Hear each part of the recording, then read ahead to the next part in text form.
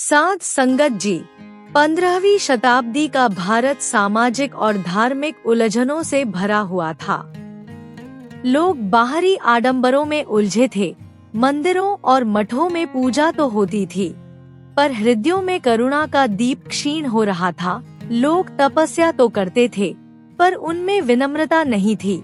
ज्ञान था, पर प्रेम नहीं। इन्हीं परिस्थितियों में एक दिव्य आत्मा ने जन्म लिया, जिनका नाम था श्री गुरु नानक देव जी। उनका संदेश सरल, स्पष्ट और जीवन को रूपांतरित करने वाला था। एक ओंकार सतनाम, जिसका अर्थ है एक ही परम सत्य है, वही सृष्टि का मूल है, वही सब में व्याप्त है। साध संगत जी, ये कथा उसी समय की है जब गुरु नानक अपनी उदासियों पर थे और तब एक ऐसे साधु से उनका सामना हुआ जिसने वर्षों की तपस्या तो की थी, पर अपने भीतर छिपे अहंकार को नहीं पहचाना था। हिमालय की तराई में फैला एक विशाल वन। सुबह की धुंध पेड़ों के बीच तैरती थी। सूर्य की किरणें जब पत्तों के बीच से छन कर आती, तो ऐसा प्रतीत होता जैसे स्वर्ग से प्रकाश उतर रहा हो। इसी वन के मध्य एक छोटी सी कुटिया थी, मिट्टी और लकड़ी से बनी हुई। बाहर एक चबूतरा था जहाँ एक साधु आसन जमाकर बैठता था। उसका नाम था योगानंद। युवावस्था में उसने घर परिवार छोड़ दिया था। उसके बारे में कहा जाता था कि उसने वेदों का गहन अध्ययन किया, योग के कठिन अभ्यास किए और फिर संसार को त्याग कर वन में आ गया। उसकी तपस्या असाधारण थी। भीषण सर्दियों में बर्फ पर बैठकर ध्यान करता था। गर्मियों में 5 अग्नियों के बीच साधना करता था। कई दिनों तक अन्नजल का त्याग करता था। महीनों तक मौन व्रत। धीरे धीरे उसकी प्रसिद्धि दूर दूर तक फैल गई। गांवों से लोग आते। कोई उससे संतान सुख के लिए आशीर्वाद मांगता, कोई रोग मुक्ति के लिए, कोई धन चाहता, कोई शांति मांगता। साधु सबको उपदेश देता, पर उसके स्वर में नम्रता नहीं बल्कि कठोरता थी। यदि कोई प्रश्न उसकी समझ के विपरीत होता, तो वो क्रोधित हो उठता और गुस्से में उनको कहता, तुम अज्ञानी लोग क्या समझोगे ब्रह्मज्ञान। लोग उससे डरते भी थे, पर सम्मान भी करते थे। धीरे धीरे ये सम्मान उसके भीतर अहंकार बन गया। वन से कुछ दूर एक छोटा सा गांव था, शांत, सरल और मेहनतकश लोगों का। एक दिन वहाँ हलचल मच गई। लोग कहते, एक महान संत आए हैं। उनकी वाणी में अद्भुत शांति है। वे कहते हैं कि ईश्वर हर हृदय में है। गांव के चौपाल में लोग एकत्र हुए। वहाँ एक तेजस्वी व्यक्तित्व बैठा था, मुख पर मधुर मुस्कान, आँखों में करुणा। भाई मर्दाना रबाब बजा रहे थे। मधुर धुन वातावरण में फैल रही थी। गुरु नानक देव जी की वाणी गूंजी, ईश्वर को पाने के लिए वन में भागने की आवश्यकता नहीं, वो तुम्हारे भीतर है। यदि मन निर्मल हो जाए और मोह माया को त्याग दे तो परमात्मा वही प्रकट हो जाता है। लोग गुरु जी की वाणी सुनकर मंत्रमुग्ध हो गए और उनका गुणगान करने लगे। गांव के कुछ बुजुर्ग बोले, हमें अपने वन वाले पंडित जी को भी बुलाना चाहिए। अगले दिन 2 ग्रामीण वन की ओर गए। उन्होंने पंडित योगानंद को प्रणाम किया और कहा, पंडित जी, एक संत गांव में आए हैं। उनकी वाणी अद्भुत है, उनके चेहरे पर अद्भुत तेज है। कृपया आप भी एक बार उनसे मिले। पंडित ने अपनी आंखें खोली और पूछा, वे कौन हैं? ग्रामीण ने कहा, कोई गुरु नानक देव जी है। वे कहते हैं कि ईश्वर हर किसी में है। पंडित ग्रामीण की बात सुनकर मुस्कराया, जैसे उसका मजाक उड़ा रहा हो। फिर पंडित ने पूछा, क्या उन्हें वेदों का ज्ञान है? क्या उन्होंने वर्षों तप किया है? ग्रामीण चुप रहे। फिर पंडित बोला, यदि वे संत है तो उन्हें मेरे पास आना चाहिए। मैं वन का तपस्वी हूँ, लोग मुझसे मिलने दूर दूर से आते हैं। ग्रामीण पंडित की बात सुनकर वापस चले गए। जब ये बात गुरु नानक तक पहुँची तो उन्होंने मुस्कुराकर कहा, मर्दाना, चलो हम उस पंडित से मिलते हैं। मर्दाना ने कहा, गुरुजी, परंतु वो तो घमंडी प्रतीत होता है। गुरुजी बोले, जहाँ अहंकार है वहाँ प्रकाश की आवश्यकता अधिक है। अगली सुबह वे वन की ओर चल पड़े। रास्ता कठिन था। पगडंडी संकरी, पेड़ों की जड़ें उभरी हुईं, पर गुरु के कदम स्थिर थे।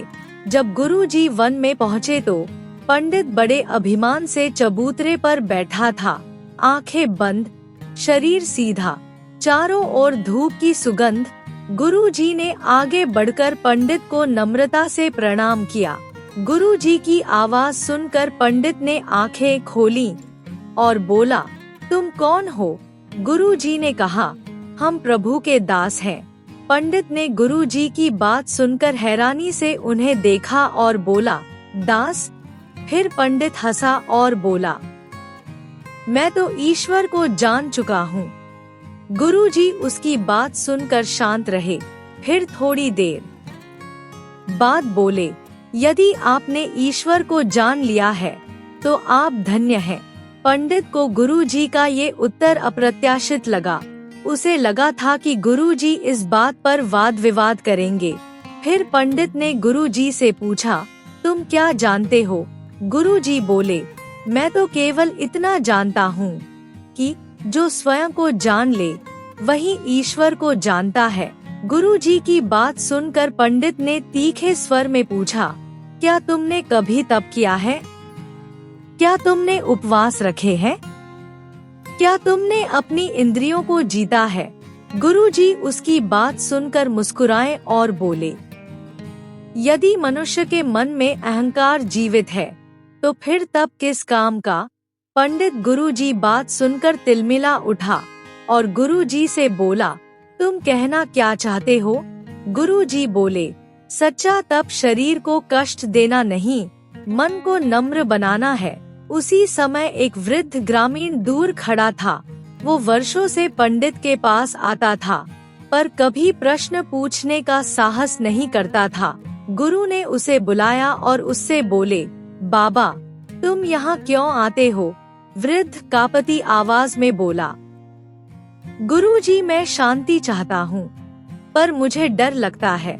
यदि मैं पंडित जी से कुछ पूछता हूँ तो पंडित जी क्रोधित हो जाते हैं। बूढ़े आदमी की बात सुनकर वन में सन्नाटा छा गया।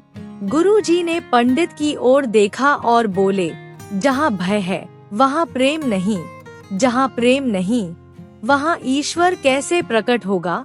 गुरुजी बात सुनकर पंडित के हृदय में हलचल मच गई।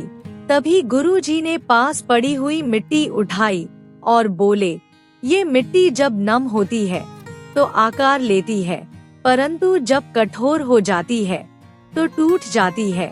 मनुष्य का मन भी ऐसा ही है। फिर गुरुजी ने मिट्टी को पानी से गीला किया और उसे आकार दे दिया और फिर पंडित से बोले, नम्रता मन को नम रखती है और अहंकार उसे पत्थर बना देता है। तभी भाई मर्दाना ने रबाब बजाए।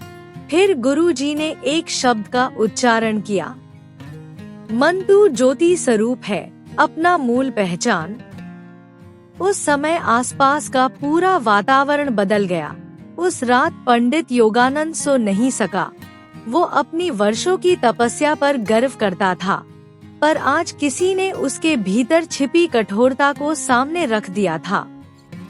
उसे याद आया वो दिन जब एक गरीब किसान ने उससे प्रश्न पूछा था और उसने उसे बहुत अपमानित किया था। वो क्षण जब उसने स्वयं को दूसरों से श्रेष्ठ समझा था। वह समय जब उसने सम्मान को अपना अधिकार समझ लिया।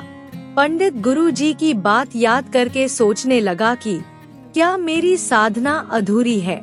उसने स्वयं से पूछा। फिर उसकी आंखों से आंसू बह निकले। प्रातःकाल वो गुरु नानक देव जी के पास पहुंचा। आज उसका स्वर बदला हुआ था।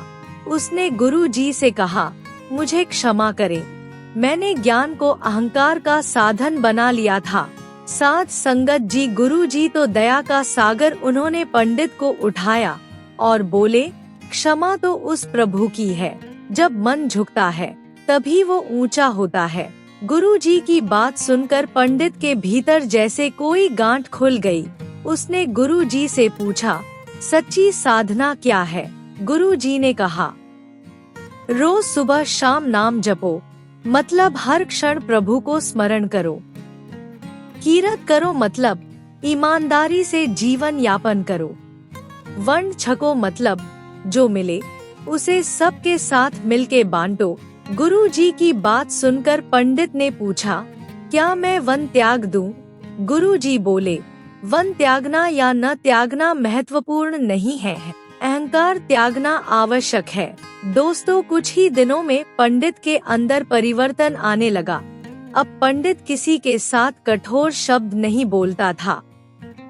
वो अब बच्चों को शिक्षा देता, वृद्धों को सम्मान देता, गरीबों और जरूरतमंदों को भोजन कराता। गांव के लोग इस परिवर्तन से आश्चर्यचकित थे। पंडित जी बदल गए, वे कहते। पंडित उनकी बात सुनकर मुस्कुराता और कहता, मैंने कुछ नहीं किया, मुझे गुरुजी ने दर्पण दिखा दिया। कुछ दिनों बाद गुरुजी आगे की यात्रा पर निकलने लगे। जब पंडित को ये समाचार मिला तो पंडित उनके चरणों में झुका और हाथ जोड़कर बोला, गुरुजी, आपने मुझे नया जीवन दिया, मुझे सही रास्ता दिखाया। गुरुजी ने उसकी बात सुनकर कहा, सत्य तुम्हारे भीतर था, मैंने केवल उसे जगाया है। उसके बाद वन की पगडंडी पर गुरु नानक देव जी और मर्दाना आगे बढ़ गए। पंडित बड़ी देर तक उन्हें जाता देखता रहा। अब वो घमंडी तपस्वी नहीं, बल्कि विनम्र सेवक था। वन की शांति में बैठा। योगानंद अब पहले जैसा नहीं था, परंतु दोस्तों, उसके परिवर्तन की जड़ें उसके अतीत में छिपी थी। वर्षों पहले वो एक साधारण ब्राह्मण परिवार में जन्मा था। बचपन से ही वो बुद्धिमान था। वेद, उपनिषद, शास्त्र सब उसे जल्दी समझ में आ जाते थे। गुरुजन उसकी खूब प्रशंसा करते और कहते, ये बालक एक दिन महान विद्वान बनेगा। यही वाक्य उसके मन में बीज की तरह बोया गया कि मैं विशेष हूँ, कुछ खास हूँ। युवावस्था में उसने अनेक विद्वानों से वाद विवाद किए। अधिकतर में वो जीत जाता। लोगों ने उसे तर्कशास्त्री कहा। वो भीतर ही भीतर प्रसन्न होता और अहंकार से कहता, अब मुझे हरा नहीं सकता। धीरे धीरे ज्ञान उसके लिए साधना नहीं, प्रतिष्ठा बन गया। जब उसके माता पिता का देहांत हुआ तो उसने संसार त्याग दिया। उसे लगा, अब मैं केवल ईश्वर को खोजूंगा। ये सोचकर वो वन में आ गया। उसने कठोर तपस्या की, शरीर को कष्ट दिए, भूख, प्यास, सर्दी, गर्मी सब सहन किया। लोग ये देखकर बहुत प्रभावित हुए और उसकी ख्याति बढ़ी। परंतु एक बात वो न समझ सका, उसने संसार छोड़ा, पर मैं नहीं छोड़ा। जब कोई उसकी प्रशंसा करता तो उसका मन खिल उठता, परंतु जब कोई उसकी आलोचना करता तो वो भीतर से तिलमिला उठता। वो सोचता था कि वो संसार से विरक्त है, पर वास्तव में वो सम्मान का आसक्त था। अब जब गुरु नानक देव उससे मिलकर जा चुके थे, उनके शब्द उसके भीतर बार बार गूंजते, जहाँ भय है वहाँ प्रेम नहीं, और नम्रता ही मन को नम रखती है। योगानंद ने पहली बार अपने शिष्यों को ध्यान से देखा। वे उसके सामने झुकते तो थे, पर उनकी आंखों में प्रेम नहीं, भय होता था। ये देखकर उसका हृदय कांप उठा। वो सोचने लगा, क्या मैं लोगों को ईश्वर से जोड़ रहा था या स्वयं से बांध रहा था? दोस्तों, परिवर्तन आसान नहीं होता। साध संगत जी, अगले दिन एक युवा किसान उसकी कुटिया पर आया। उसने पूछा, महात्मा जी, यदि ईश्वर सब में है तो जाति का भेद क्यों? पहले वाला समय होता तो योगानंद क्रोधित हो उठता, पर आज वह ठहर गया। उसे गुरु नानक देव जी के शब्द याद आए। उसने शांत स्वर में कहा, ईश्वर ने किसी को ऊंचा नीचा नहीं बनाया, ये भेद तो मनुष्य ने खुद बनाया है। पंडित की बात सुनकर किसान हैरान हो गया। किसान की आंखों में आज आश्चर्य था। आज पंडित जी बदल गए, उसने सोचा। योगानंद ने अनुभव किया, उत्तर देने से अधिक कठिन है क्रोध न करना। कुछ दिन बाद गांव में फिर कीर्तन हुआ। गुरु नानक आगे की यात्रा पर जाने से पहले अंतिम बार गांव आए थे। योगानंद भी इस बार स्वयं गया। लोगों ने आश्चर्य से देखा, वन का महातपस्वी आज विनम्र होकर गुरुजी के सामने बैठा है। भाई मर्दाना ने रबाब बजाया और गुरुजी ने एक शब्द गया, सबना जिया का एक दाता, सो मैं विसरी न जाई। शब्द सुनकर योगानंद की आंखें भर आईं। उसे लगा जैसे उसके वर्षों के कठोर तप से अधिक प्रभाव इन सरल शब्दों में है। कीर्तन के बाद योगानंद गुरुजी के पास आया और बोला, गुरुजी, मैंने वर्षों शरीर को तपाया पर मन को नहीं समझा। गुरुजी उसकी बात सुनकर बोले, बेटा, मन को जीतना ही सच्ची विजय है। पंडित ने पूछा, कैसे जीतूं? गुरुजी बोले, मन को दबाकर नहीं, समझकर। उसे प्रेम दो, सेवा में लगाओ, प्रभु के नाम से जोड़ो। उस दिन योगानंद ने पहली बार अनुभव किया कि आध्यात्मिकता युद्ध नहीं बल्कि समर्पण है। अगले ही सप्ताह गांव में अकाल की स्थिति उत्पन्न हो गई। वर्षा कम हुई थी, अनाज घटने लगा। पहले योगानंद सोचता था कि ये संसार का कर्म है, पर अब उसका हृदय द्रवित हो उठा। उसने अपनी कुटिया में संचित अन्न बाहर निकाला और गांव वालों में बांट दिया। लोगों ने कहा, पंडित जी, आप तो सब दान कर रहे हैं। पंडित उसकी बात सुनकर मुस्कुराया और बोला, जो मेरा नहीं उसे संभाल कर रखने का क्या अर्थ? उसे गुरुजी का वाक्य याद था, वर्ण छको, परंतु अहंकार पूरी तरह एक ही दिन में नहीं जाता। एक दिन कुछ ग्रामीण उसकी प्रशंसा करने लगे और उससे बोले, आप तो अब सच्चे संत बन गए हैं। उसकी बात सुनकर क्षण भर को उसका मन फिर फूलने लगा। तभी उसी समय उसे भीतर से आवाज आई, सावधान, ये वही अहंकार मार्ग है। उसने तुरंत कहा, यदि मुझ में कुछ अच्छा है तो वो गुरु की कृपा है। उसने पहली बार अनुभव किया कि नम्रता अभ्यास से आती है। उधर समय आ गया था जब गुरु नानक देव को आगे की यात्रा पर निकलना था। गांव के लोग एकत्र हुए।